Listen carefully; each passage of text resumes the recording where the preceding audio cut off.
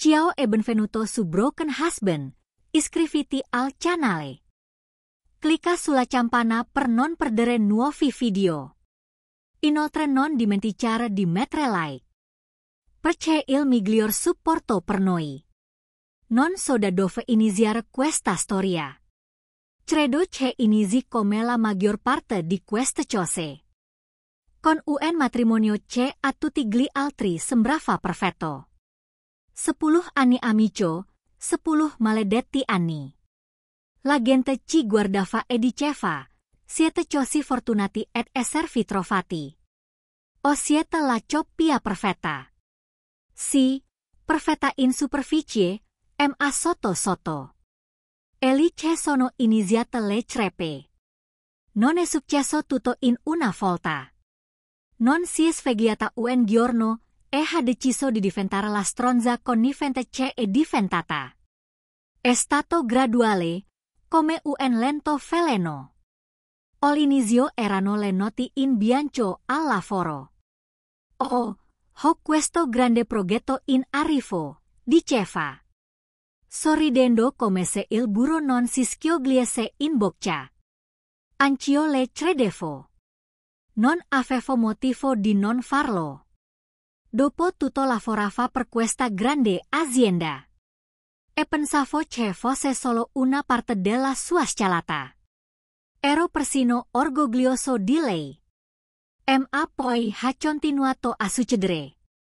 Le notti in bianco si sono trasformate in fine settimana fuori casa. Le piccole cose che le interessavano. Come passare del tempo con o anche solo parlare a cena. Sono sparite. Era distante, fredda. Ho iniziato a sentirmi un estranea in casa mia.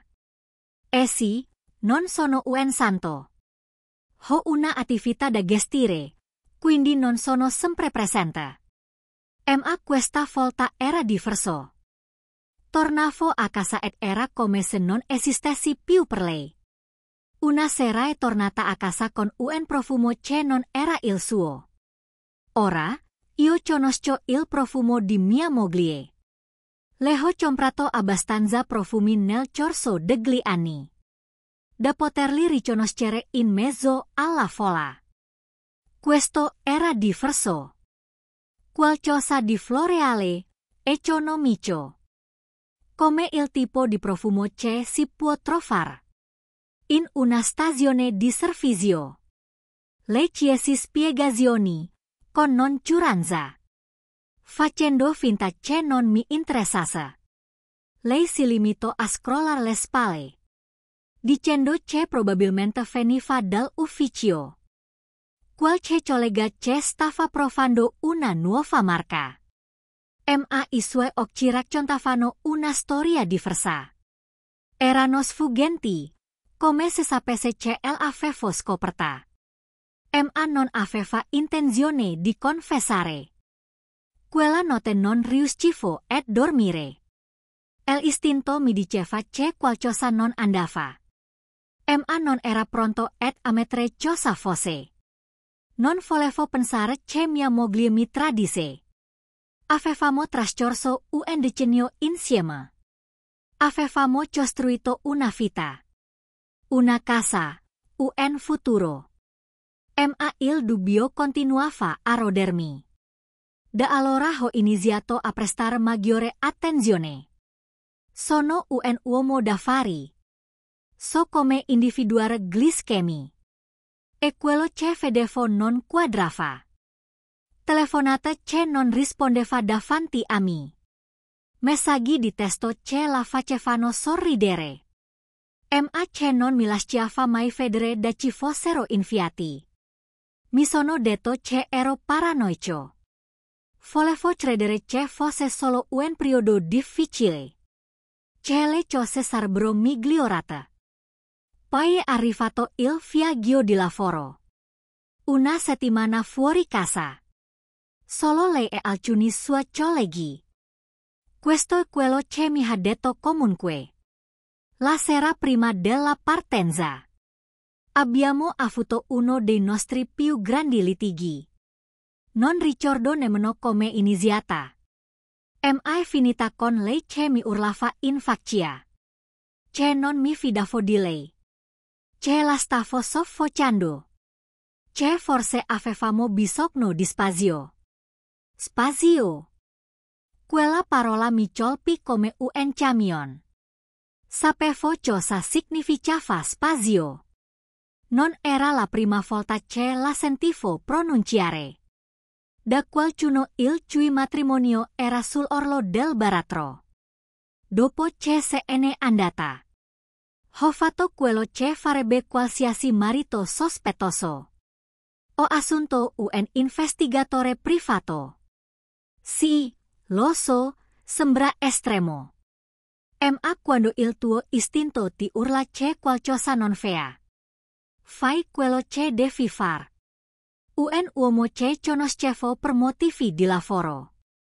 Mi ha messo in contatto con una persona discreta. In grado di scoprire cosa diavolo stava succedendo. Una settimana dopo. L'investigatore tornò con le notizie. Era peggio di quanto avessi immaginato. Non solo mi stava tradendo. Ma il ragazzo. Non era solo una avventura. Era un dirigente di alto livello della sua azienda. Non si trattava solo di sesso. Si trattava di soldi, potere e informazioni. Le mie informazioni. Non dimenticherò mai il giorno in cui l'investigatore mi consegna le foto. C'era lei, mia moglie. Affiliata a questo uomo come se fosse il suo dannato salvatore. E lui, lo conoscevo. Diamine. Ci eravamo incontrati a qualche evento di lavoro. Gli ho stretto la mano. E nel frattempo si scopava a mia moglie. E disanguava la mia azienda. Si scoperto che lei gli forniva informazioni riservate. Dettagli su accordi imminenti, strategie.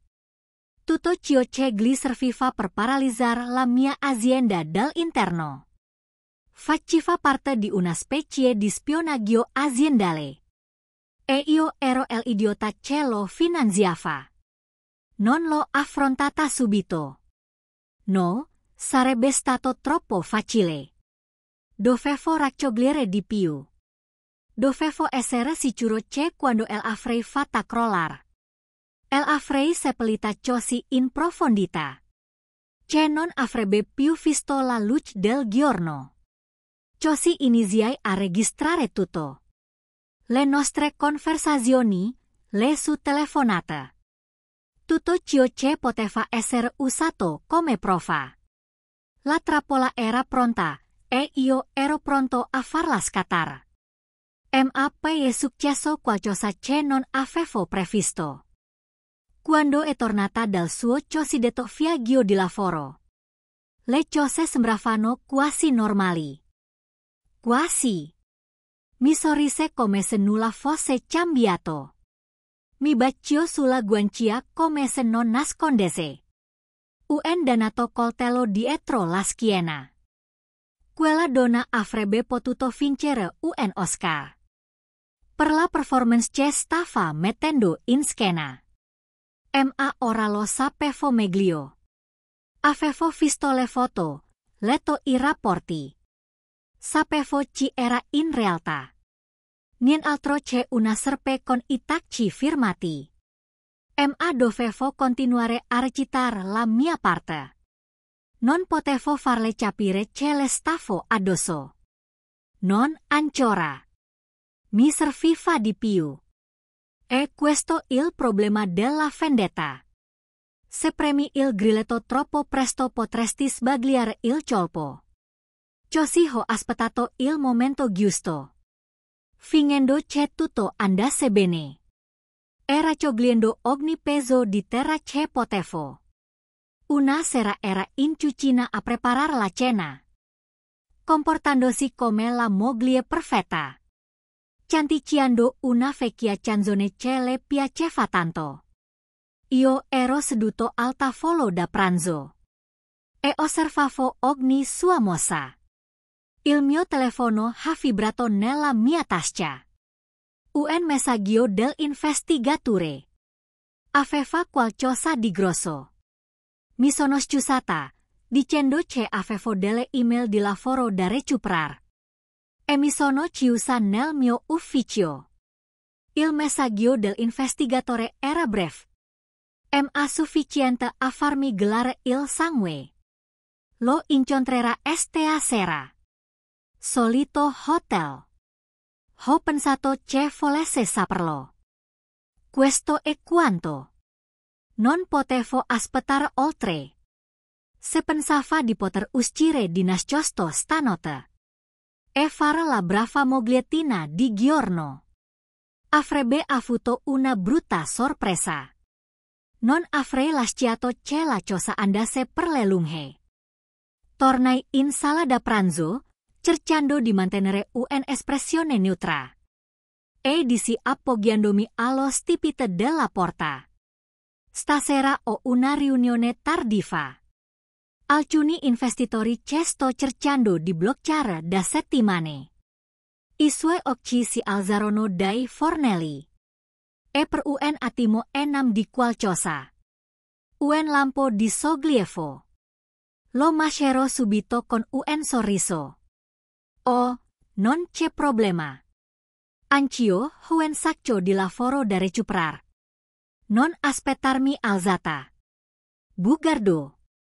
Hanno presi il cappotto e uscì di casa. Ma non andai a nessuna riunione. Andai dritto all'albergo menzionato dall'investigatore. Parcheggia in fondo alla strada e aspettai. Non ci vol molto. Circa un'ora dopo. Enam di la sua macchina accostarsi e decolali. Tutta agendata come se stesse andando al primo appuntamento. Mi si strinse lo stomaco. Ma non avevo intenzione di tirarmi indietro. Era il momento della verità. Entrò nell'albergo e io la seguì, tenendomi a distanza. Conoscevo la pianta del posto abbastanza bene. Da potermi muovere senza essere visto. L'investigatore aveva già fatto un sopra il luogo. Trovai un angolo tranquillo dove poter osservare gli ascensori. Senza essere notato. Pochi minuti dopo arrivò il suo amante. Quel cazzone entrò come se fosse il padrone del posto. Sorridendo come se non avessi alcuna preoccupazione al mondo. Le mie mani si strinsero a pugno mentre lo guardavo. Si direbbe subito verso l'ascensore. E io sapevo esattamente dove stava andando. Mi sono concesso un minuto. Poi ho preso le scale giù alla volta. Non ero più un dilettante in questo gioco. Avevo pianificato ogni mossa. Quando raggiunsi il loro piano. Si vola il lumo il corrideo. Dirigendomi verso il numero di stanza che mi era stato assegnato. Sulla porta era appeso il cartello. Non disturbar. Come se questo potesse fermarmi. Avevo la chiave magnetica. Sì. L'investigatore si era occupato anche di quello. Rimasi lì per un attimo. Con il cuore che mi batteva nel petto. Era la volta buona. Una volta entrato lì dentro. Non sarei più tornato indietro. Ma dopo tutto quello che avevo visto. Tutte le bugie che aveva raccontato. Sapevo che non c'era futuro per noi. Non dopo questo. Infilai la scheda nella porta e sentì lo scatto. Si aprì lentamente e io entrai.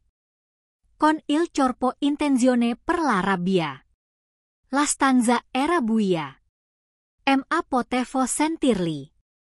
Ridere. Sussurrar. Il letto scricchiolava. E potevo vedere le loro sagome sotto le lenzuola. Aggrovigliate l'una o l'altra. Non ho detto una parola. Ho solo acceso le luci. L'espressione dei loro volti era impagabile. Mi amoglie spalancogli occhi per lo shock. E si affanno a coprirsi con le lenzuola. Con la bocca aperta come un pesce fordacqua. Il suo amante, beh? Diciamo che non era così composto. Si muoveva a tentoni cercando di alzarsi da letto. Con i vestiti sparsi sul pavimento. Patetico. Emma Cecazzo. Urlò. Stringendo le lenzuola attorno a sé. Come se potessero in qualche modo schermarla dalla verità. Non elho nemmeno guardata. I miei occhi erano fissi su di lui. Feci qualche passo in avanti. Lento, controllato. Come se stessi inseguendo una preda. Io e te dobbiamo far una chiacchierata. Dissi. Con una voce così fredda da ciongolare la stanza. Lui indietreggiò. Alzando le mani. Ma non ero interessato a una lotta. Non ancora, comunque. Volevo informazioni e lui. Mille avrebbe detto. Che gli piace o meno. Mi amoglie pro. Ha avuto il coraggio di parlar. Non è come sembra. Urlò. Come se questo potesse migliorare le cose. Come se non l'avesse. Appena sorpresa a letto con un altro uomo. Alla fine mi rivolsi ai. Con voce bassa e ferma. Oh, so esattamente di cosa si tratta. Sono messi che telescopi, vero? Non lo stavo chiedendo. Conoscevo già la risposta. Il suo viso divenne rosso. Un misto di vergogna e rabbia. Ma non lo nego. Non poteva. Invece iniziò a piangere. Quelle lacrime finte che tirava sempre fuori. Quando sapeva di essere nei guai. Non volevo che accadesse. Si inghizzò. È complicato. Complicato. Risi, il suo no amaro e duro. Sai cosa è complicato? Spiegare al consiglio di amministrazione. Perché la nostra azienda stia perdendo soldi. Mentre tu dai a questo stronzo informazioni riservate. Il suo viso impallidì. E sapevo che non se lo aspettava. Il suo amante. Allora iniziò a parlar. Cercando di spiegar. Di tirarsi fuori da questa situazione. Senti amico. Non è come pensi. Sono solo affari. Lo interruppi. Affari. Credi che scopare mia moglie. E rubare alla mia azienda. Si hanno solo affari. Potevo vedere il panico. Nei suoi occhi. Bene. Doveva essere spaventato? L'avevo messo esattamente dove volevo. Ma non era finita. Neanche lontanamente. Ero venuto lì per vendicarmi. Ma non avevo ancora intenzione di distruggerli. No. Avevo in mente qualcosa altro. Qualcosa che avrebbe fatto desiderare a entrambi di non avermi mai incrociato. Ma proprio mentre stavo per esporre il mio piano. Accade qualcosa di inaspettato. Qualcosa che non avevo previsto. Mi amoglie sorrise. Era piccolo. Appena accennato. Ma l'ho visto. Quel sorriso contorto. E consapevole che mi diceva. Che non era el unico ed avere un gioco da giocare. Non era solo una pedina. Anche lei aveva un piano. Allora c'è ho capito. C'è non sarebbe finita. Come pensavo. Questo era solo l'inizio. Questo riso mi perseguitava. Era il tipo di sorriso. Che ti diceva c'è sotto. C'era qualcosa di più oscuro. Qualcosa che non avevo previsto. In quel momento. Capi di averla sottovalutata. Credevo di essere io a tirar i fili. Attendere la trappola. Ma a quanto pare lei aveva sempre fatto il suo ghiaccio. Non potevo farle capire. Che mi aveva turbato. Mantenni la mia espressione fredda. La mia voce controllata. Pensi che sia divertente, Lisa? Pensi di poterne uscire sorridendo? Si asciugò le finte lacrime dal viso. E si mise a sedere più dritta. Con il lenzuolo ancora avvolto intorno a lei. Oh, tesoro! Disse, con quel tono stucchevole e dolce. Pensi di essere così intelligente, vero? Come si avessi capito tutto? Il suo amante, ci amiamolo Bread. Perché quello che sembrava. Un Bread con piaciuto e troppo sicuro di sé. Era lì in piedi. Ancora mezzo nudo. E completamente inutile. Era troppo impegnato a capire. Se stavo per dargli un pugno in faccia. Per notare il cambiamento nella stanza. Guardai tra loro due. Con la mente che correva a mil. Che cosa aveva in mente? Quale diavolo era il suo scopo? Mi aspettavo che implorasse. Che chiedesse perdono. Ma questo? Era qualcosa di diverso. Mi avvicinai oltre incrociando le braccia. Sei un imbrogliona. Una bugiarda e una ladra lisa. Quale il tuo piano? Perché ti garantisco che non finirà come pensi tu?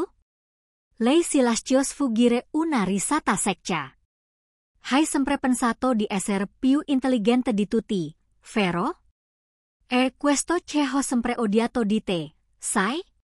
Così con piaciuto? Così sicuro di te? Beh, indovina un po'. Non hai tutte le carte in regola. Leho io. Strinsi la macella. Cercando di tenere a freno la rabbia. Di che diavolo stai parlando? Lisa spostò lo sguardo su Brett. Che sembrava voler scomparire. Di glielo. Disse. La sua voce grondante di veleno. Digli quello che abbiamo. Brett trovò finalmente la voce. Balbettando come un cerbiato ai far. Si tratta della tua compagnia, amico. Mi voltai verso di lui, con i pugni chiusi ai fianci. Sputa il rospo prima che perde la poca pazienza che mi è rimasta. Stiamo raccogliendo informazioni. Mormorò Brett, con gli occhi che si muovevano nella stanza. Come se stesse cercando una via di fuga. Sui vostri accordi, i vostri investitori. Su tutto. E se provate a farci fuori. E rendremo pubblice. Tutta la vostra attività trollera. Mi girava la testa. Sapevo che di forniva informazioni. Ma questo era una cosa più grande di quanto pensassi. Non si stavano limitando a travasar pezzi e pezzetti. Stavano costruendo una bomba. Aspettando il momento perfetto per lanciarla. Mi voltai di nuovo verso Elisa. Con la voce mortalmente calma. Credi che mi importi dell'azienda in questo momento. Hai già oltrepassato una linea. Da cui non può tornare indietro. Ma lei non si lasciata intimorire. Niente uenpo. Si sporsa in avanti. Con questo riso ancora sulle labbra. Oh, ti importerà quando sarà rovinato. Quando tutto ciò per cui hai lavorato. Andrà in fiamme perché non sei riuscito a tenere a freno il tuo ego. Volevo gridarle contro. Volevo strapparle via quello sguardo. Con piaciuto dal viso. Ma sapevo che se avessi perso ora. Avrei perso la guerra. Dovevo pensar. Mi stava sfidando a reagire. A fare una mossa che avrebbe messo in moto il suo piano. Ma non avrei fatto il suo ghiaccio. Feci un respiro profondo. Costringendomi a mantenere la calma. Allora. È questo il tuo ghiaccio, un ricciato. Distruggi la mia attività. E cosa ci guadagni? Lei scrollò le spalle. Con un'espressione fredda. Libertà. Controllo. Io me ne andrò con quanto basta per ricominciare. E tu rimarrai a raccogliere I pezzi del tuo prezioso impro. O forse no. Forse ti ritroverai senza niente. Non potevo credere a quello che stavo sentendo. La donna che credevo di conoscere da 10 anni. Era una completa estranea. Una persona disposta a radere. Tutto al suolo solo per ottenere ciò che voleva. E la cosa peggiore. Era che non le importava nemmeno della relazione. Il tradimento non era solo personale. Era professionale. Si era presa ghiaccio di me in ogni modo possibile. Alla fine Breat si intromise di nuovo. Probabilmente rendendosi conto. Che il suo silenzio stava peggiorando le cose. Senti amico. Non c'è bisogno. Che la situazione diventi brutta. Possiamo fare un accordo. Prendiamo una parte e usciamo tutti puliti. Non c'è bisogno che qualcuno si faccia male. Ho riso. Ma non era una risata di umorismo. Era amara, piena di rabbia. Credi che ti permetterò di ricattarmi.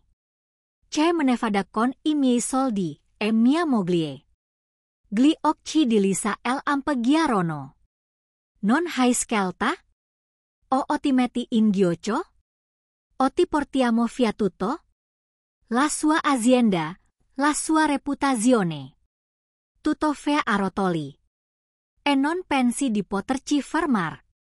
Abbiamo delle conoscenze potenti. Ora cominciavo a vedere il quadro completo.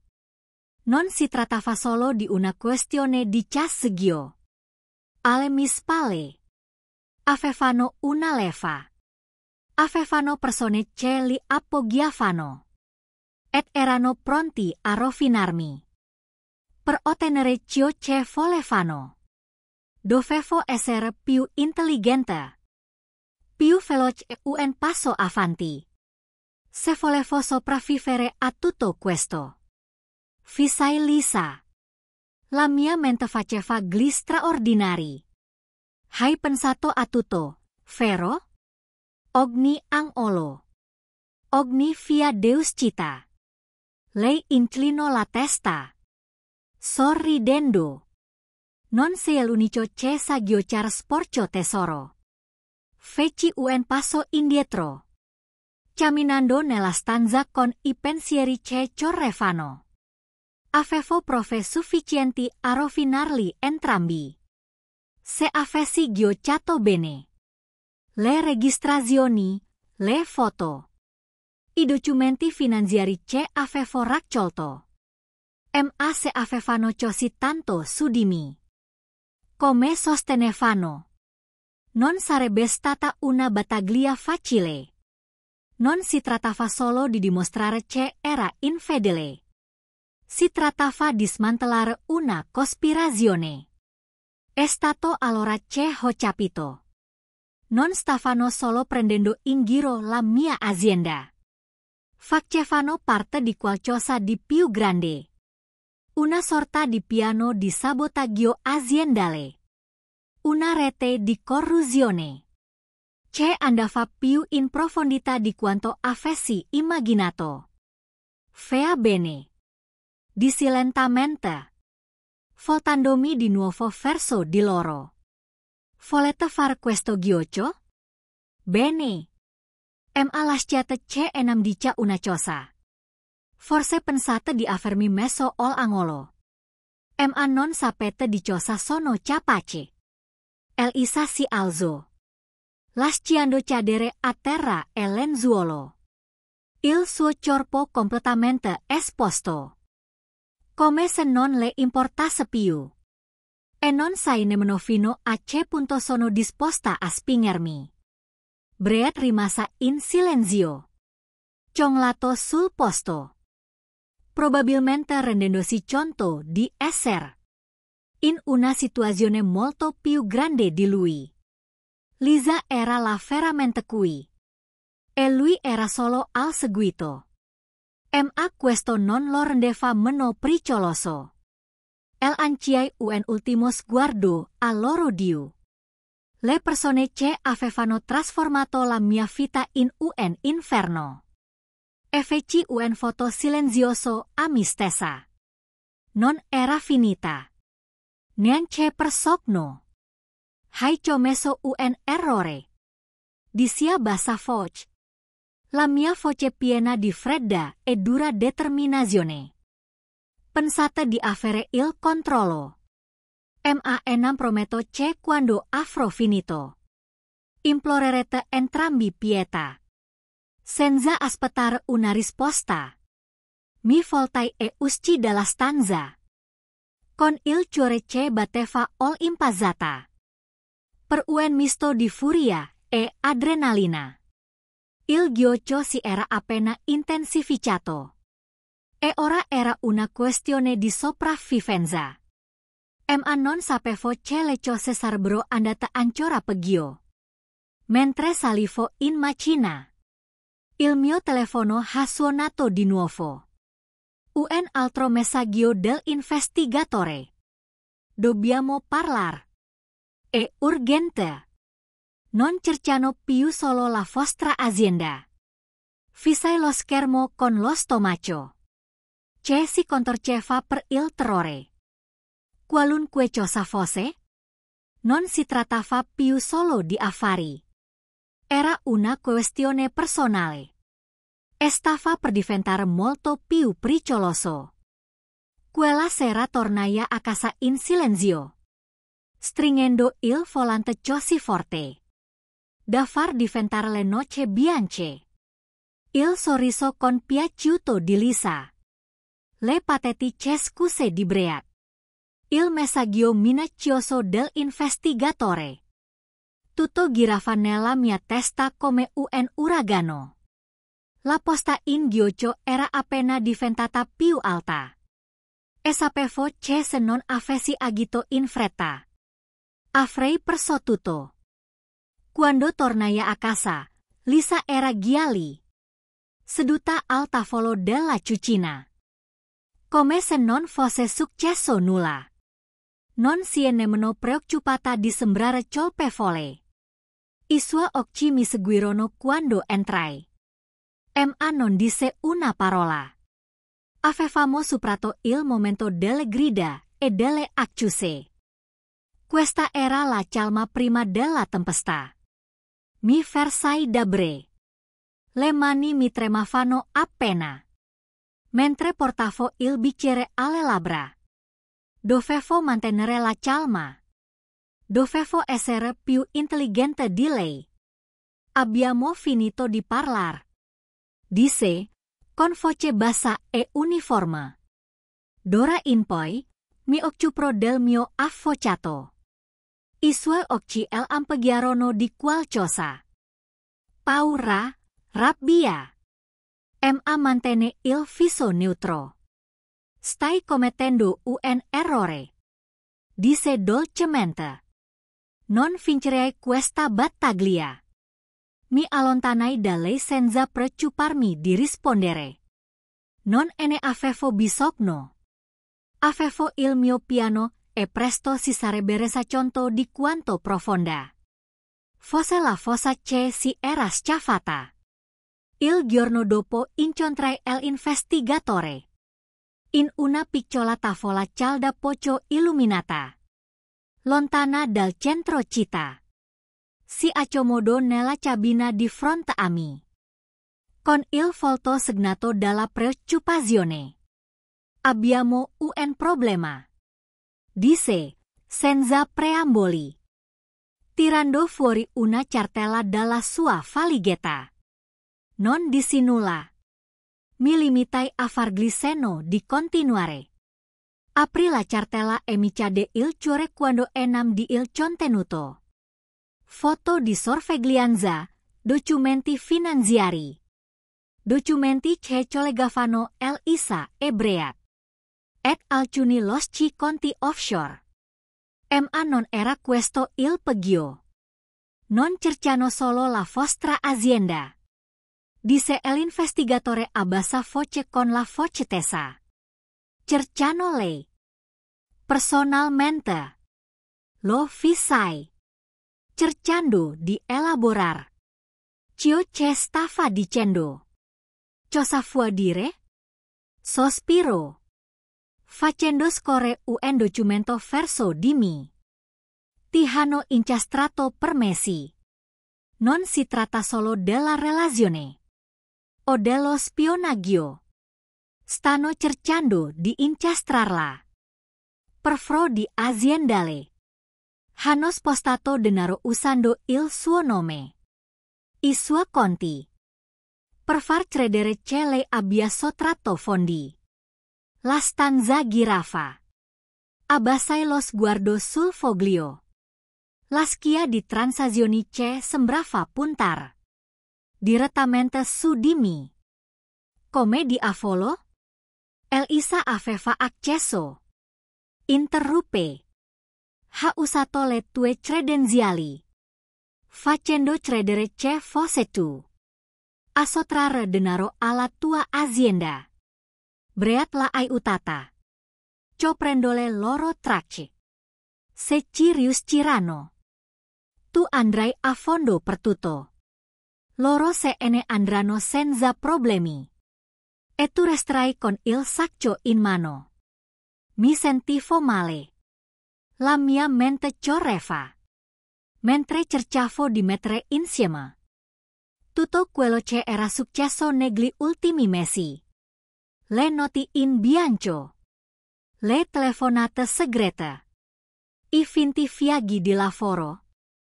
Tutto faceva parte del loro piano.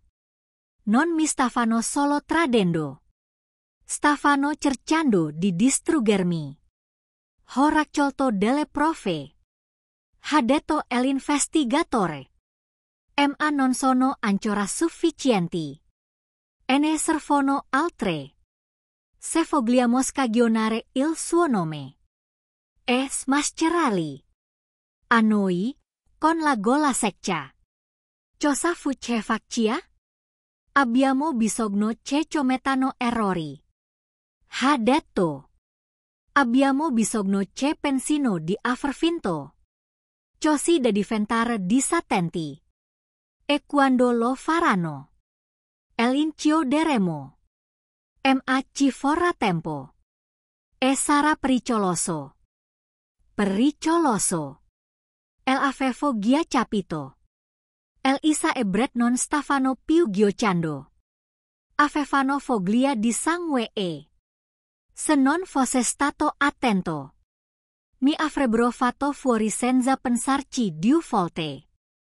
Ma io non mi sarei fatto abbattere senza combattere.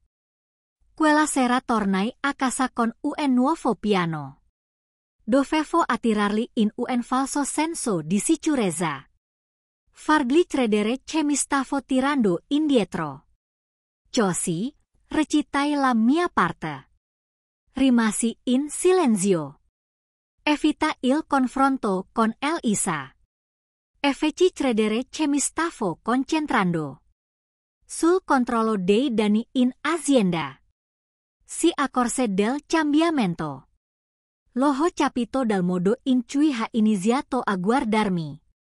Sempre alla ricerca di crepe nella mia armatura. Ma io non gli diedi. Andai avanti con i miei affari, facendole credere che ero distratto dal lavoro. Che ero troppo occupato a cercare di salvare la mia azienda. Per prestare attenzione a ciò che stava facendo. E poi ho preparato la trappola. Organizzai un falso incontro che avrebbe dato Alisa e Brett esattamente quello che volevano. E l'opportunità di mettere a punto il loro piano. Sapevo che mi avrebbero osservato da vicino. Quindi mi assicurai che l'incontro sembrasse legittimo. Arrivando persino alla sciare sulla mia scrivania dei documenti che indicavano un accordo a cui avrei dovuto lavorare. Era UNSK e sapevo che l'avrebbero sfruttata. Di sicuro, 2 seri dopo, Lisa mi disse che aveva di nuovo una riunione di lavoro in ritardo. Non cercò nemmeno di nascondere la sua eccitazione. La lasciai andare sapendo esattamente dove era diretta. La seguì in un appartamento di lusso in centro. Il tipo di posto in cui si fanno accordi a porte chiuse. Brett era ghiali. E io li osservai da lontano. Mentre entravano insieme nell'edificio. Aspettai il momento giusto. Poi mi infilai all'interno. Usando la carta di accesso che mi aveva fornito l'investigatore. L'appartamento era silenzioso. Le luci soffuse. Mi insinua in il corridoio. Ascoltando le loro voci. Erano in salotto. Rannicchiati davanti a un portatile. E parlavano intorno sommesso. Sei sicuro che funzionerà? Ho sentito Brett dire. Ultimamente troppo silenzioso. Sembra una trappola. Lisa rise. Con voce fredda e tagliente. Non si preoccupi. È troppo occupato a cercare di sistemare la sua preziosa azienda. Non se ne accorgerà.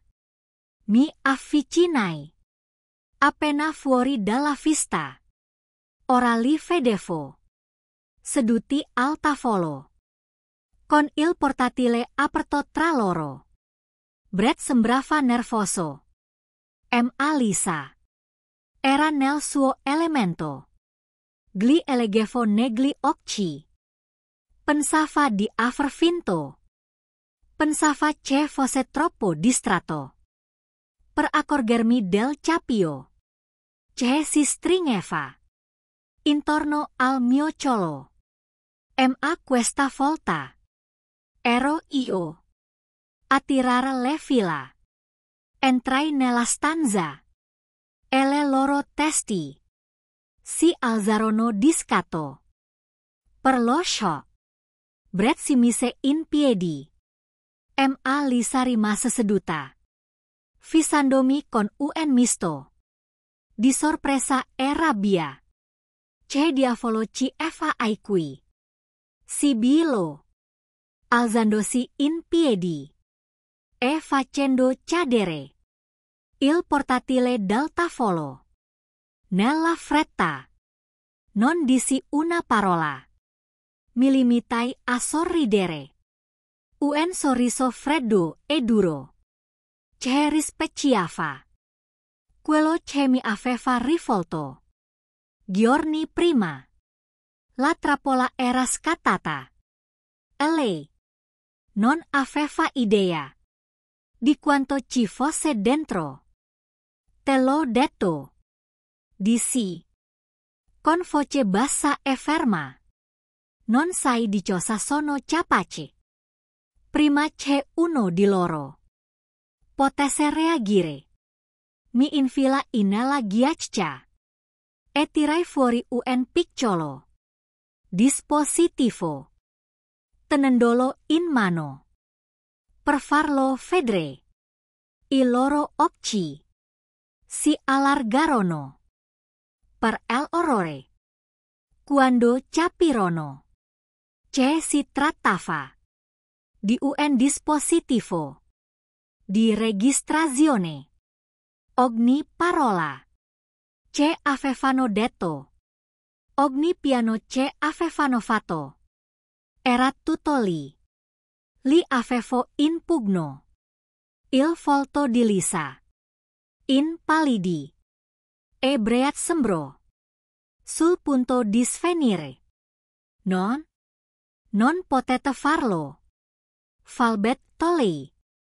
È illegale. Rida Ciai. Scotendo la testa. Illegale. Lei ha commesso spionaggio aziendale.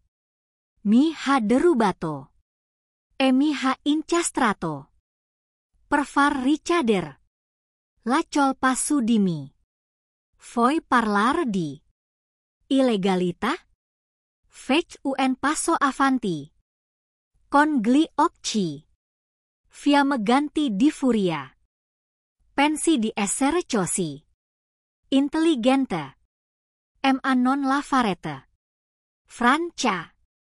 Abbiamo persone dalla nostra parte. Persone potenti. State giocando con il fuoco. Mi avvicinai, incrociando il suo sguardo su una cosa. Hai ragione. Sto giocando con il fuoco. Ma sei tu che stai per bruciarti. Quando mi resi conto di ciò che era appena successo, mi voltai e uscì, lasciandoli sbalorditi e senza parole. La partita non era ancora finita. Ma la situazione era cambiata. E ora avevo in mano tutte le carte. I giorni successivi a quella notte mi sembrarono una bomba. Aurologheria. Sapevo di essere in vantaggio. Ma non ero così ingenua da pensare che Lisa e Breat non avrebbero reagito. Erano disperati. Ora, animali al strette, con tutto da perdere. E questo li rendeva pericolosi. Ma io ero pronta. Mi sono mosso rapidamente. Per prima cosa, ho consegnato le prove al mio avvocato. Le registrazioni, i documenti erano più che sufficienti per avviare il procedimento legale. Avevo passato mesi a prepararmi e ora avevo tutto pronto. Il mio avvocato era uno squalo, il tipo di persona che non avrebbe esitato a farli appesi in tribunale. Mi assicuro che non solo ne sarei uscito pulito, ma che Lisa e Breat avrebbero dovuto affrontare gravi accuse penali per lo spionaggio. La parte più difficile è stata l'attesa. Non dissimula. A Lisa non l'ho affrontata. Non li ho dato la soddisfazione di sapere Quanto fosse coinvolta. Ogni giorno. La guardavo far. Le cose per bene. Comportandosi. Come se tutto fosse normale. Non aveva idea di ciò che stava per accadere. E questo mi dava un senso di malata soddisfazione. Ma proprio quando pensavo di avere tutto sotto controllo, le cose hanno preso una piega che non mi aspettavo. Una sera tornai a casa tardi, dopo aver trascorso ore a esaminare documenti con il mio avvocato. La casa era silenziosa, troppo silenziosa. Le luci erano spente e c'era una strana dipasazione di pesantezza nell'aria. Il mio istinto si è fatto sentire. C'era qualcosa che non andava. Chiamai Lisa, ma non ricevetti risposta. Il mio cuore batteva forte mentre mi muovevo per la casa alla sua ricerca. Quando raggiunsi la nostra camera da letto, la porta era leggermente socchiusa e potrei sentire la sua voce all'interno, bassa e urgente. Spinsi la porta in silenzio e ciò che vidi mi fece quasi gelar il sangue. Elisa era al telefono e camminava per la stanza con il volto pallido e teso. Non mi interessa quanto costa. Sibilo assicurati. Solo che si prenda cura di lui. Voglio che sia fatto prima che lui possa fare qualcosa. Non si accorse che ero lì, troppo presa dal piano disperato che stava escogitando. Rimasi in silenzio ed ascoltar con la mente che correva. Stava parlando di me. Era così disperata da assumere qualcuno che mi facesse fuori. Sì, ho preparato tutto. Continuò a lei con la voce tagliente.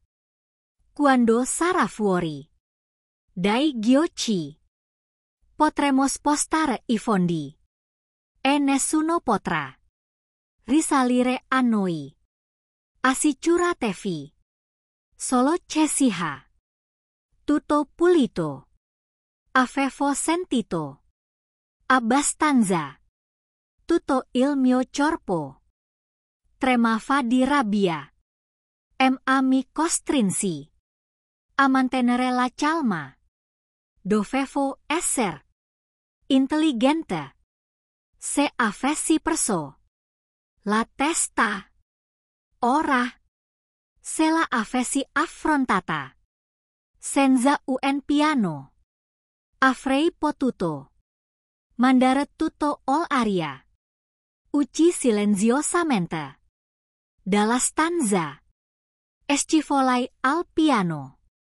Di sotto tirando fuori il telefono e chiamando l'investigatore.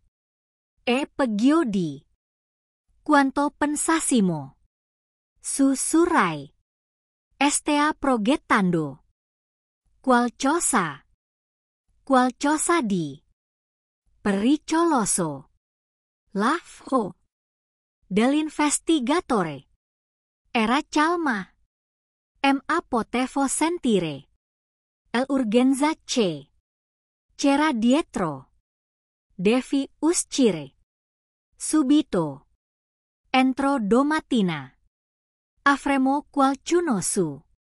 Di lei, Ma. Fino et allora. Non corrarisci. Riattacciai. Mi diretti. Subito verso la porta. Non avevo intenzione di passar un altro minuto in quella casa. Non con Elisa. Che tramava. Dio saciosa. Contro di me. Presile Ciavi. E miene andai. Guidando. Senza meta. Per ore. Con la mente. In un turbine di pensieri. E paura. Il giorno dopo.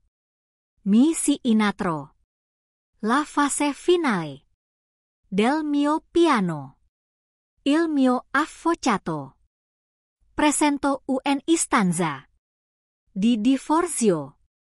Et enuncio. Elisa ebreat. Per spionaggio. E frode aziendale. Era una bomba legale. E sapevo che li avrebbe colpiti. Come un treno merci. Ma non avevo finito. C'era un'altra. Mossa da far. Una che avrebbe fatto. Si che Elisa non se ne accorgesse mai. Aspetta il tardo pomeriggio. Prima di tornare a casa. Sapendo che ormai Elisa avrebbe saputo del procedimento legale. Di sicuro. Quando varcai la porta. Lei mi aspettava. Con il volto stravolto.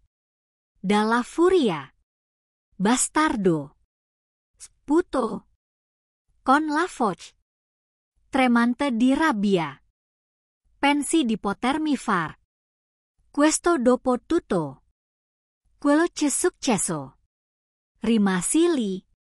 Calmo. A guardarla. Mentre si disfaceva.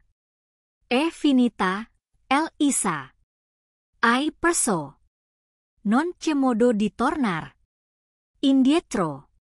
Le sue mani tremavano. Mentre mi indicava. Non sai conci hai a che far.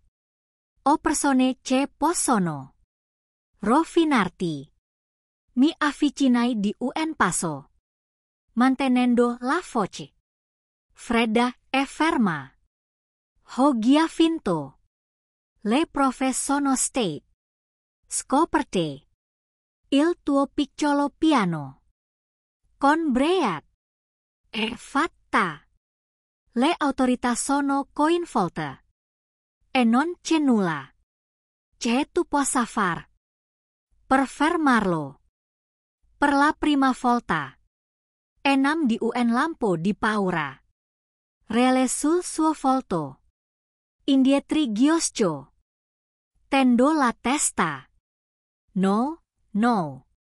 Non è vero. Posso sistemare tutto. Posso non c'è rimedio. Interruppi. Hai già distrutto tutto. Ti ho dato la possibilità di confessare. Di ammettere quello che avevi fatto. Ma hai scelto di continuare a scavarti la fossa. Si lascio sfuggire un signoso struzzato. Con il volto pallido. Come un fantasma. Non può farlo. Non può rovinarmi così. Incontrai i suoi occhi. Provando solo un freddo distacco. Ti sei rovinata da sola. Chissà. Proprio in quel momento. Bussarono alla porta. Lisa Sobbalzo. Gli occhi di esser. Verso il suono. Il panico. Le si leggeva in faccia. Questo è per te. Dissi. Facendomi da parte. Mentre due agenti entravano nella stanza. Sei in arresto. Lisa. Allora urlò. Un suono così pieno di furia e di paura che quasi non sembrava reale. Gli agenti avanzarono e lei indietreggiò, opponendosi. Ma fu inutile. Nel giro di pochi istanti la ammanettarono e la trascinarono fuori di casa. Mentre lei mi urlava contro delle parole. Rimasi lì a guardarla. Andare via. Senza provare nulla. La donna con cui avevo trascorso più di 10 anni. La donna con cui avevo pensato di costruire una vita. Se ne era andata. E non mi importava. Non più. Non ci vol molto. Perché tutto andasse. In frantumi. Elisa e Brett sono stati entrambi accusati. Le loro fai e le loro carriere sono andate in frantumi. La mia azienda sebbene ammazzata è sopravvissuta. E, con l'aiuto del mio team legale, sono riuscito a ripulire il mio nome. Ma la vittoria più grande non è stata quella legale o finanziaria. Era personale. Era sopravvissu. Li avevo superati. E ne ero uscito più forte.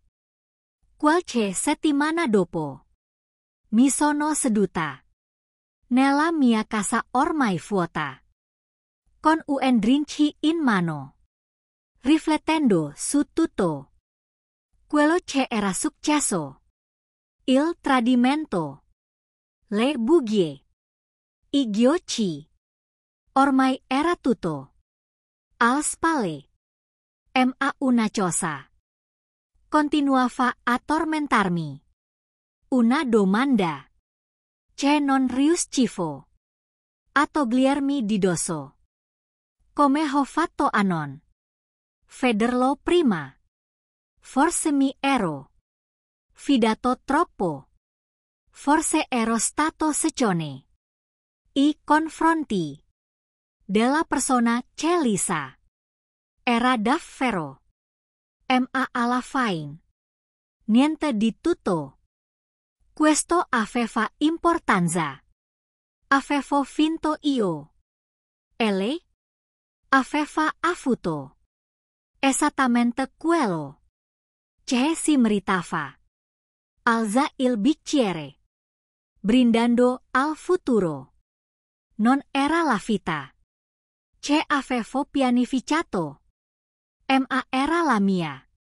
E per la prima volta, dopo tanto tempo, mi sentivo in pace.